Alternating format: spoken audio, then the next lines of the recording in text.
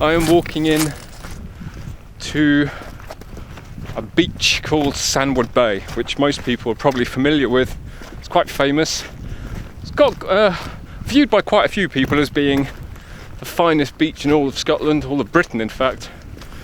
One of the best beaches in Europe, some would say. That's not a view that everybody subscribes to, because everyone wants different things from their beaches. And this being Scotland, of course, it has some pretty stiff competition. Places on Harris, out in the Uists, Isla, even other places on the west coast on the mainland can all lay claim to having some pretty stupendous beaches. Some, of course, so there are some beaches that are whiter than Sandwood Bay, in their terms their sand's whiter, maybe the cliffs are bigger, maybe the beach is longer, maybe they've got a more stunning backdrop, but for seclusion and a sense of remoteness, Sandwood Bay is hard to beat.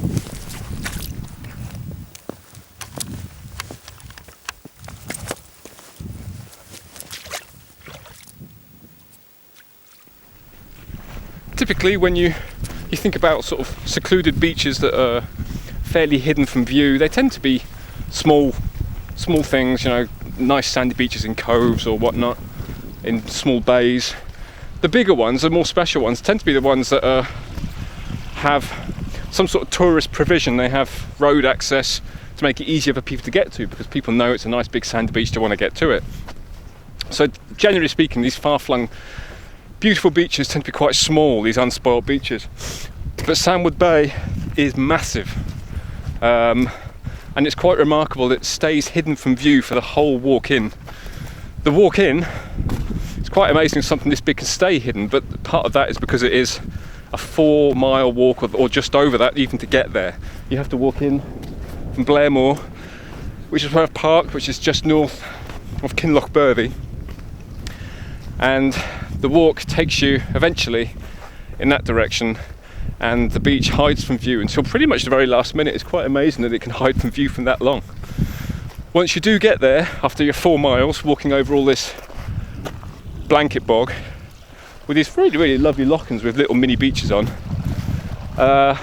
Sandwood Bay pulls out all the stops to try and wow you and convert you to thinking, oh, actually this is a contender for the best beach in the country. After 4 miles, you still have another 1.5 miles or thereabouts to actually get to the other end of the beach. It's that big. So it's 1.5 miles long. I think at low tide, something like 250 meters wide.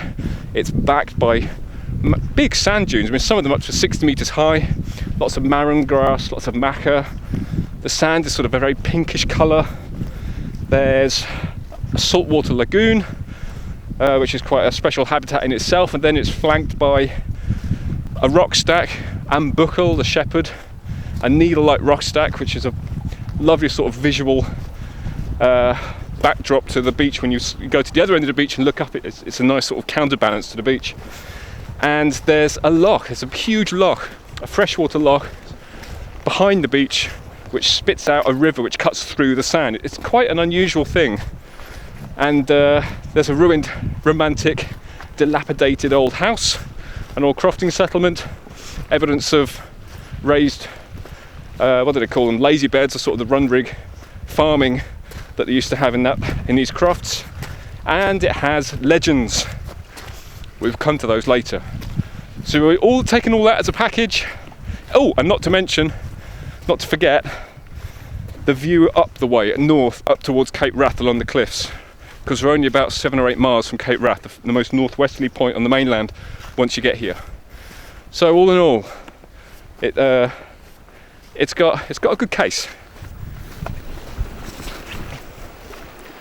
This whole part of northwest Sutherland is called the Sandwood Estate, 4,700 hectares, and since 1993 it's been owned by the John Muir Trust, a charity that looks after a lot of wonderful wild places, and it's pretty much just as you see, blanket bog, the hills up there, not huge hills, about 400 meters high, but you know, gnarly stuff. I mean, you wouldn't really necessarily have a fun time walking over all this to get up there. So it's a big deal to even get to these hills, but it's a big wild place.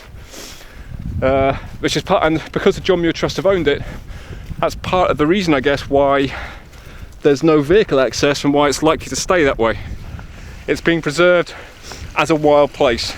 It's quite nice that we have splendid isolated spots in this country that haven't been given over to full-blown tourism, because, oh God, if you put a road all the way in, people would go. I mean, it's a beautiful beach, so it's quite nice to actually have to expend effort to get there.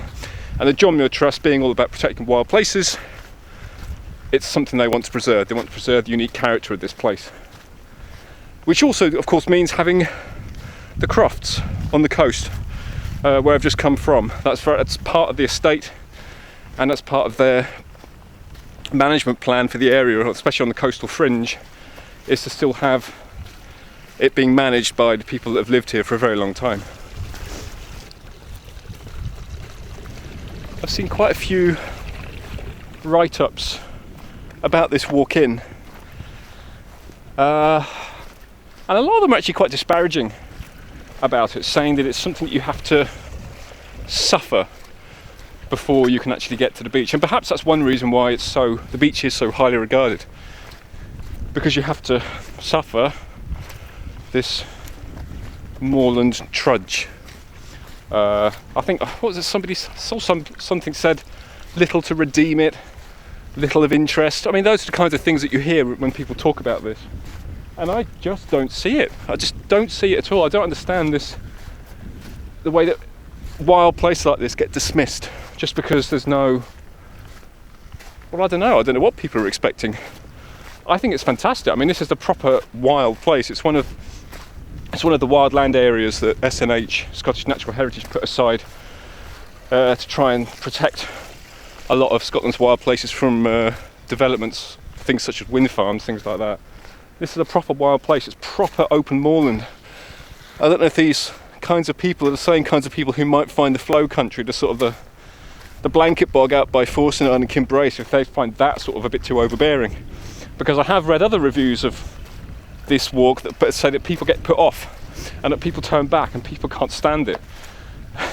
Personally, I think it's a wonderful, wonderful introduction to a very wild part of Sutherland. It's a privilege to walk through to have a path this good. It's a really good path. It's maintained, well drained, that gets you into a properly wild place. I mean, that kind of thing, well, it's wonderful, isn't it? It is a long way, I suppose, and I can see maybe on a really grotty day when the wind's howling and there's sleet and it's hailing or whatever, I can see maybe you wouldn't really want to be in this, what is probably a very, very exposed place of much of the year. Don't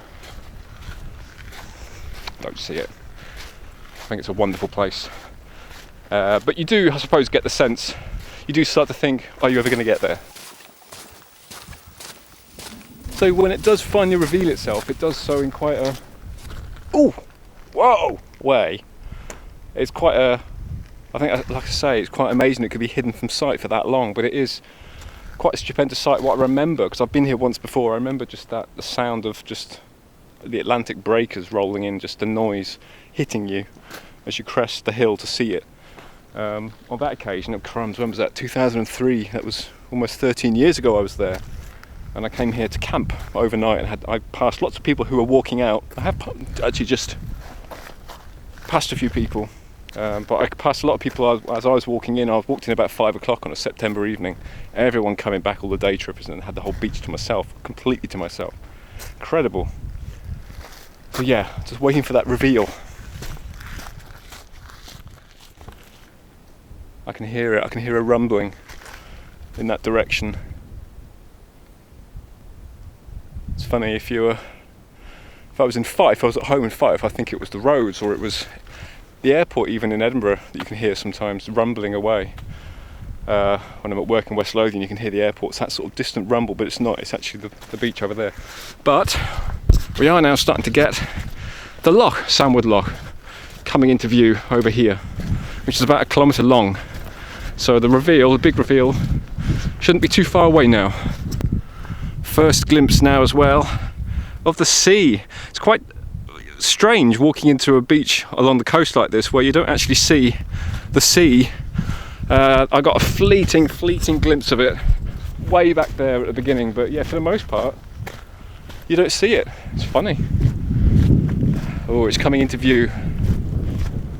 Right, well, before I go down to the beach, I'm going to come and have a good look at the cottage, which I didn't do before actually, and I'll tell you why when we get there. I'll tell you why I didn't go actually and have a closer look in a bit. You can see how obviously people used to live here. There was people living here. The history of this place, I couldn't find a great deal out about it actually online, but there's been Bronze Age artifacts found, Pictish artifacts as well. So there's been a long history, thousands of years of occupation here. More recently, in the last few hundred years, in greater numbers of course, in the same way it goes for most of Sutherland, how there were people living in many of the strats and along, not necessarily along the coast. People were cleared off the interior and, well, places like this, and had to go elsewhere. Thinking of the ones up in Strathalladale, up near Forsenard and places like that, the people all had to have cleared off the land and had to go down to places like Helmsdale and try to find work down there to the coast. But there were, I think the clearances here was the 1840s, when whatever families were here in the vicinity were cleared off the land to make way for sheep farming, which was more profitable. As ever, when you encounter places like this, ruins like this, in these lonely moors and strats and glens, it is a sense of melancholy, I guess, and sadness. People's lives being uprooted. I think people lived in this house until fairly recently. There was an interview with somebody in a magazine, I think, that they were recounting their life here not so long ago. Not that long ago. I think we're talking tens of years. I'm not 100% sure of that.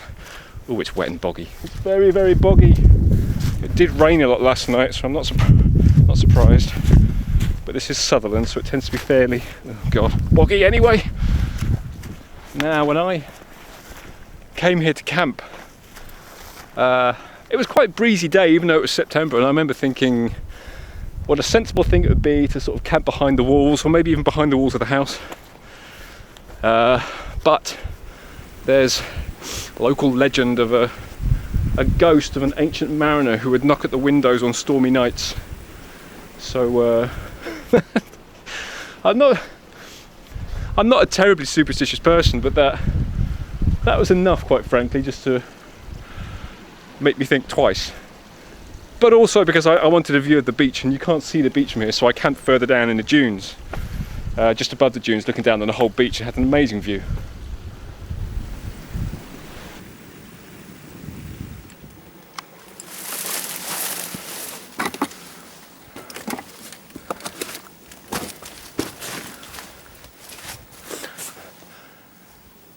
Old hearths.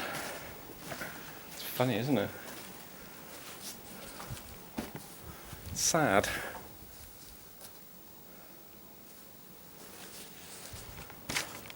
It's quite remarkable though how substantial all these old walls are. So it must have been quite a big operation to live here, but what a place to live.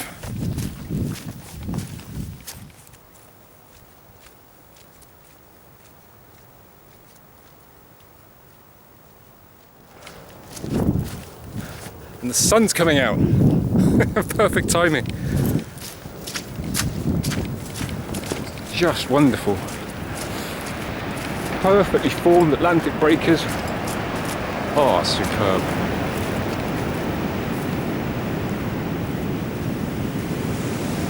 What's really strange is just how relatively calm it is. There's no gales. So I assumed, when I knew I was coming to Sutherland, I wanted to come here again, and I just kind of assumed that I'd be fighting against the wind and that, but it just isn't the case. There's the roar of the sea. That's what I've still got to worry about. What's quite funny in in a disappointing way is I just want to sort of look out on this vast expanse of pristine sand, and all your eye is drawn to is this blue, is it a fishing container of some description? I think it's the most conspicuous thing on this beach. There's all this almost pristine beauty all the way around. Massive dunes, beautiful marram grass, wonderful cliffs up there. If we went all the way up there, we see the rock stack, which is hiding around the headland there. And yet, this is all my eye is drawn to. That's quite telling, really, isn't it? I mean, in terms of some of the beaches, and certainly, I mean, the beaches back home in Fife, the mess on some of the beaches is unreal. And I know that the John Muir Trust does organise rubbish collections here, because like anywhere in the country, any beach, doesn't matter how remote it is, it gets stuff washed up. But things like that do make, you know, how can they not make you stop and think? And that's just a bit that you can see, that's just a big block. You know, there's quite in the news recently about, you know, micro beads that we're putting into products, into cosmetics and stuff to get washed down the loo or get, and you know, they're out there now. So many countless billions of tiny bits of plastic that are too small to see being ingested by fish, which then get ingested by us. And there's a chemical in plastic, was it bisphenol A? It can cause birth defects, or is it, I think, and things like that. So we are poisoning ourselves. It's all very well having a big chunking thing like this floating around, something you can see, something you can pick up, take away and think you've done a good job, but really it means nothing. The real danger is all the little stuff that's out there. It's like, it'd be like trying to take the coffee out of your latte by just skimming off the foam at the top and thinking you've got the job done. And it isn't. It's just, there's all this stuff out there, all this plastic. It's sad. We're poisoning ourselves. It seems it's a shame to sort of have this downer coming to somewhere like this, but it's just the reality, I guess. In a splendidly isolated, pristine place like this, there's still pollution of one description or another. But we shouldn't let that detract from what is otherwise a very, very splendid place. All these dunes here, all these dunes are, mean that this whole area is a special area of conservation and a SSSI, Site of Special Scientific Interest, on account of its dune habitats that it has here. So it's quite it's got a few weighty designations behind it, this place. Lots of froth in the sea today, no doubt churned up by all the recent storms, and we can just see over here the rock stack just started to come into view.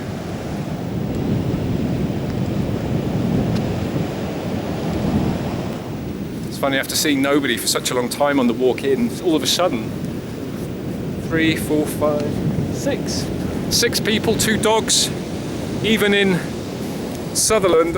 This is a weekday, it's a Thursday in March, beginning of March. It's busy. I'd call it busy. Not in terms of some of the beaches you get elsewhere, of course. This isn't that busy, but it is a draw, this place, so I'm not surprised people are here. But you can imagine in the summer, on a nice day, that car park where I started must be rammed. That's just part of the attraction why I wanted to come and stay the night here. I wanted to, which was quite satisfying, walking in and passing everyone coming out, and then everyone leaving. It's the same as when I camped up at Goat Fell on Arran.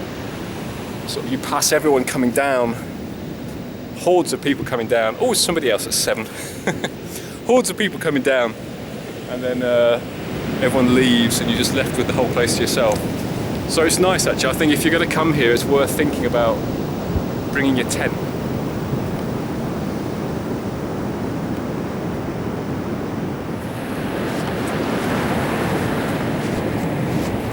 I'm actually starting to get a bit disheartened. Just stuff everywhere. Not necessarily big stuff. Not big stuff like that crate, but I mean just tiny little bits of plastic everywhere.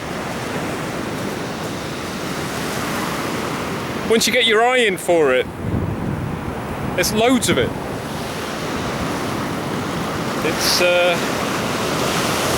It's sobering, actually, just how much stuff is out there. This is just stuff that's come in on this tide.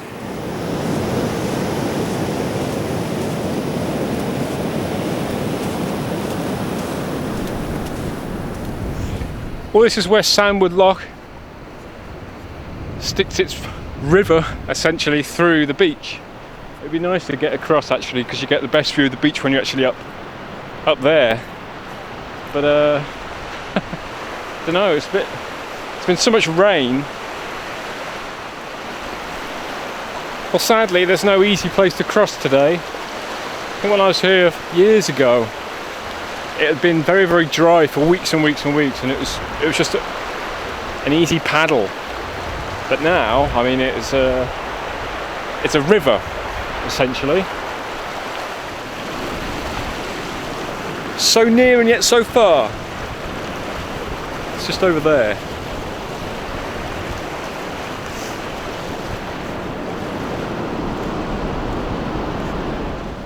It's funny, I'm walking around feeling a little dejected at how much rubbish there is here, even though you can't necessarily see it in this picture here. It just isn't quite the pristine beach that I remember it. I think when I came here before, I wasn't really into all this kind of stuff and blogging about the environment and being concerned about where we're headed as a species, all that sort of stuff. Never even entered my head. So I dare say I wouldn't even noticed all the plastic that was here, although I do have a slight recollection of seeing sort of, you know, lobster pots or something. I remember seeing something here and thinking that even here you get stuff. But I think because such a big deal's made out that this is a pristine beach, and it's almost as pristine as you can get in terms of certainly human waste, the litter that people bring in with them, day trippers and that. If you had 50,000 people on this beach, then there'd be loads of mess everywhere. It doesn't have that. So a big deal's made out of how far flung it is, and yet I think that's why the plastic and litter and glass bottles and rope, bits of nylon rope and that, they feel so much more intrusive somewhere like this. It's like if you go to a beach in Greenland or something, and then they do have beaches, and you found stuff there. You go to these far-flung remote places and you expect to find them to be pristine, but they're not. Nowhere is anymore. As an illustration, just had a look around where I was actually standing. I've drawn I just drew a square on the ground, maybe, I don't know, 2.5 meters by 2.5 meters, that's it. And just stood inside it and had a little rummage around for what plastic I could find just in that square. And this is what I found. All that, just from this one small square. Garish plastic that's been washed up on whatever tides come in. And the beach is a mile long for all intents and purposes. This is 2.5 meters of it. It's staggering to think how much stuff is in every other little square the length of this beach. How much more of it has been blown in there ashore, how much more of it is out there at sea, and how much more of it is down there that's too small to find.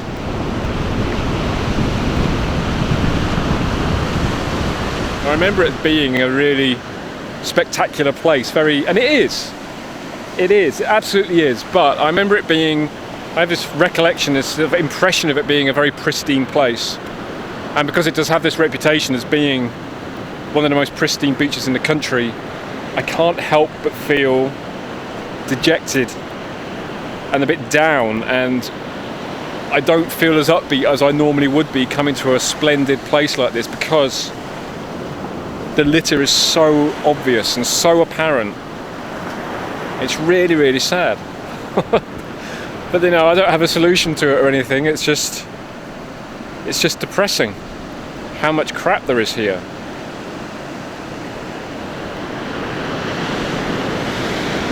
You really don't have to search for it. It's there in plain sight. And like I say, it's not necessarily because people are bringing it here to the beach, because you have to walk 4 miles to get here. It's a bit of a trek. This rubbish isn't brought here by people, by day trippers, people, you know, coming to visit the beach. This is all washed, it's come out of the sea. Either because it's been blown here from elsewhere, it's been dumped off boats, it's fallen into the sea elsewhere, down the coast, it's been carried up on the Gulf Stream, on the sea currents that are out there. You really do have to ask yourself, what are we doing? And it can feel like we're not really playing a part in this as individuals, but we're all part of the problem. God knows what the solution is, apart from just sort of humanity just packing it all up and giving up and then writing it all off as a bad idea. It's terrible. It doesn't bode well for the future. I don't want to end this down a downer. I'm going to have tea and cake and enjoy what I can see outwards. I'm not going to look at my feet.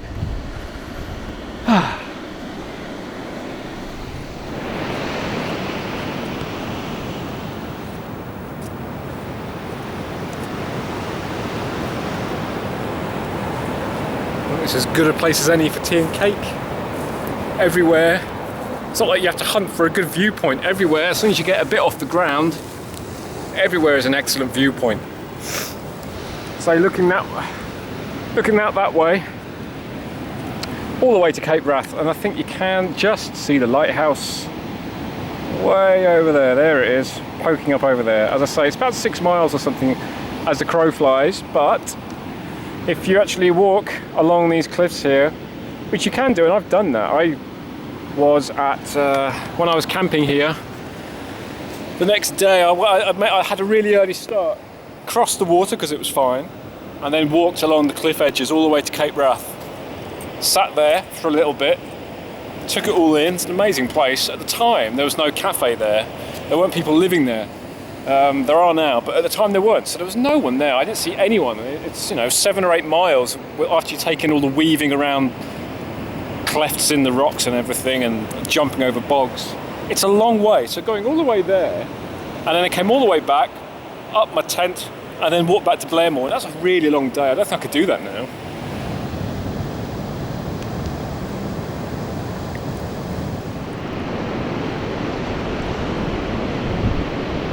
So now that I'm actually sat here having my cup of tea,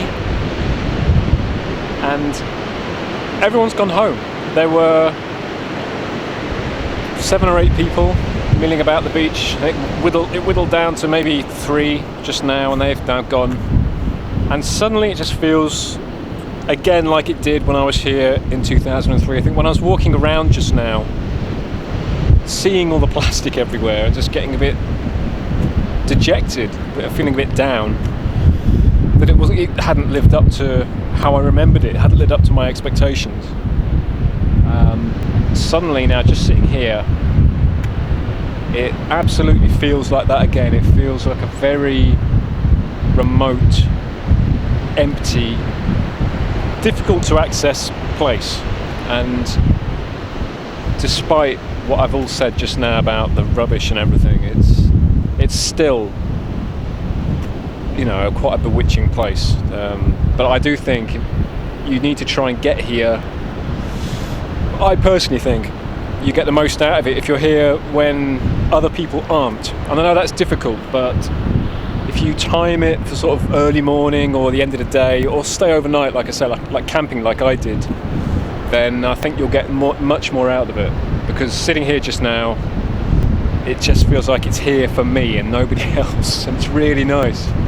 It's an amazing place.